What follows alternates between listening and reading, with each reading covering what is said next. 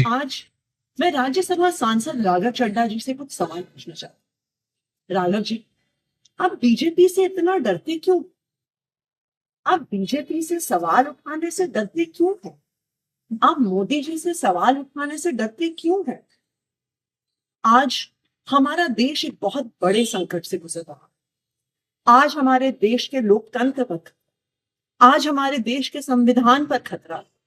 आज हमारी आंखों के सामने इलेक्शन कमीशन का मिसयूज करके पश्चिम बंगाल का इलेक्शन चुराया जा रहा है, लेकिन आप उस पर सवाल नहीं उठा रहे। आप उस पर बोलने से डर रहे हैं। हम सबने देखा किस तरह से दिल्ली में गलत तरीके से वोट काटे गए, बीजेपी के कार्यकर्ताओं ने गलत तरीके से वोट बनाए और बीजेपी इलेक्शन चुरा के ले गए। और आज वेस्ट बंगाल में यही हो रहा है। आज इलेक्शन कमीशन का मिसयूज हो रहा है। लेकिन जब तृणमूल कांग्रेस और पूरी ऑपोजिशन इलेक्शन कमीशन के खिलाफ इंपीचमेंट मोशन लेकर आती है, तो आप उस पर साइन करने से मना कर देते हैं। आपने क्या एक बार भी संसद में पश्चिम बंगाल में हो रहे लोकतंत्र पर हमले पर सवाल उठाए, वोटर डिलीशन पर सवाल उठाए, गलत तरीके से बनते हुए वोट पर सवाल उठाए? क्यों नहीं उठाए? क्या बीजेपी से डर रहे हैं? क्या मोदी जी से डर रहे हैं? आज देश के सामने, देश के आम आदमी के सामने सबसे बड़ा संकट एलपीजी गैस सिलेंडर का है। आप तो बड़े आदमी हैं, राज्यसभा के सांसद हैं, हो सकता है आपको दिक्कत ना आती, लेकिन एक आम परिवार, एक छोटे से मकान में रहने वाला, एक कच्ची कॉलोनी में रहने वाला एक गैस सिलेंडर के कनेक्शन के परिवार को आज अपने बच्चों के लिए खाना बनाने में दिक्कत हुई।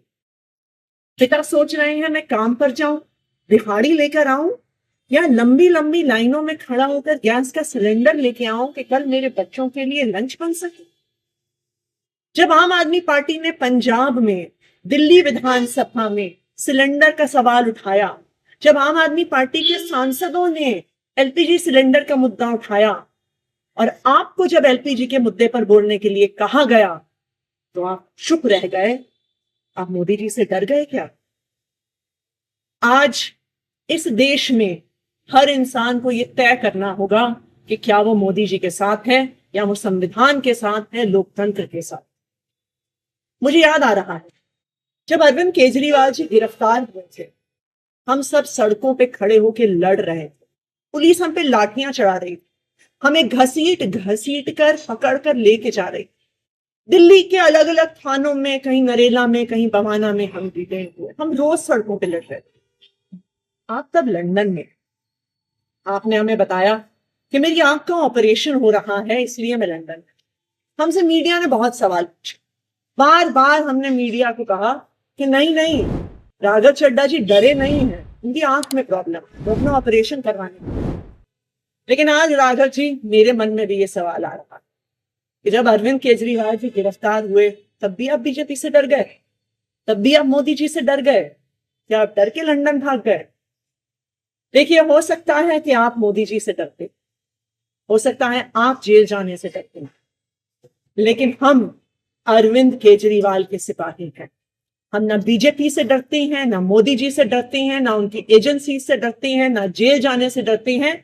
इसलिए हम इस देश के आम आदमी की आवाज उठाते आए हैं, इस देश के आम आदमी की आवाज उठाते रहेंगे, इस लोकतंत्र के लिए आवाज उठाते आए हैं, लोकतंत्र के लिए आवाज उठाते रहेंगे। राघव जी, मोदी जी से डरने से, बीजेपी से डरने से संविधान नहीं बचेगा, लोकतंत्र नहीं बचेगा। आज आपको यह तय करना है कि क्या आप संविधान के साथ हैं या मोदी जी के साथ।